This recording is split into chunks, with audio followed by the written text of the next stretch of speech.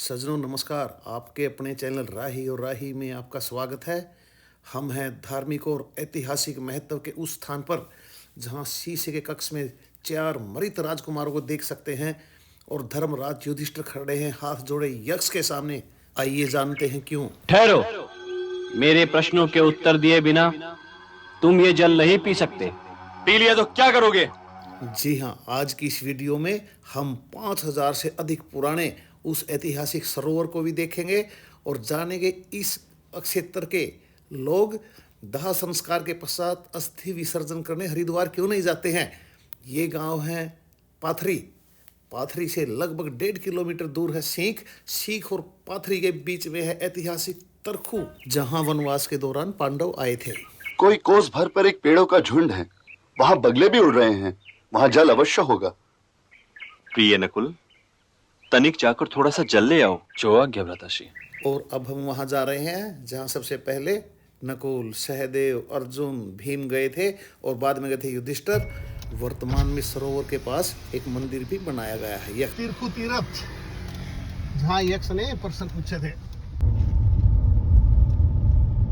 सुंदर दोनों तरफ वृक्ष कतारबद्ध और हम बढ़ रहे हैं सीख और पाथरी गांव के बीच स्थित यक्ष मंदिर, जहां यक्ष देवता ने युधिष्ठिर से प्रश्न पूछे थे।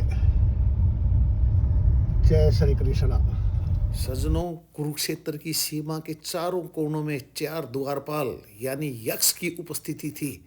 मचकरुक नामक यह यक्ष कुरुक्षेत्र की दक्षिणी पूर्वी सीमा का द्वारपाल है।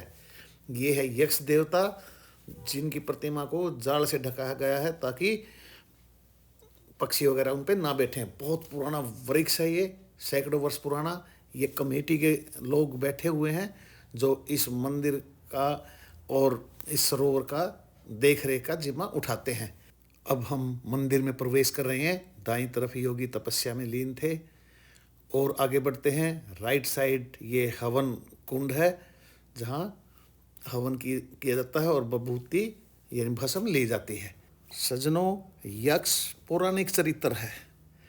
ये राक्षसों के इन्हें निकट माना जाता है, लेकिन ये मनुष्यों को हानि नहीं पहुंचाते हैं। ये है गर्भगृह मचकरुक यक्ष मंदिर का प्रमुख जो स्थान है वो यही है। और ये मनुष्यों को यक्ष हानि नहीं पहुंचाते बल्कि उनकी रक्षा करते हैं। इनका स्वामी शिव भक्त कुबेर है, जो वैभव और धन दौलत का स्वामी है। जय बजरंगबली। बहुत पुरानी प्रतिमा है। चलिए अब चलते हैं उस स्थान की तरफ जिसकी मान्यता हरिद्वार के समकक्ष है। भोलेनाथ की नगरी हरिद्वार के समकक्ष है। और ये है वो तालाब जो कई एकड़ में फैला हुआ है।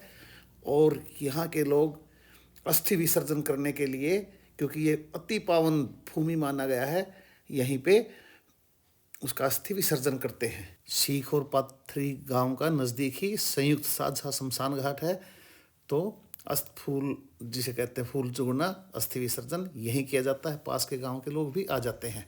ये है वो पावन कुंड जहां लोग स्नान करते हैं, पुण्य कमाते हैं और स्वयं को धन्य मानते हैं, मोक्ष को प्राप्त होते हैं। क्योंकि यही है वो कुंड जहां युधिष्ठिर ने प्रश्न पूछे थे, युधिष्ठिर से प्रश्न पूछे गए थे। सज्जनों, प्रश्न तो अन्य राजकुमारों से भी पूछे गए थे, लेकिन उन्होंने यक्ष देवता को इग्नोर किया, पानी पिया, इसलिए मृत हो गए। लेकिन वो जीवित कैसे हुए?